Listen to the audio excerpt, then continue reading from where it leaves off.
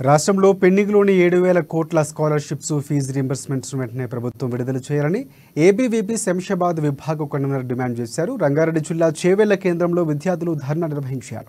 రాష్ట్రంలో విద్యా వ్యవస్థను నిర్వీర్యం చేస్తున్న ప్రభుత్వానికి రానున్న రోజుల్లో తగిన బుద్ధి చెబుతామని హెచ్చరించారు.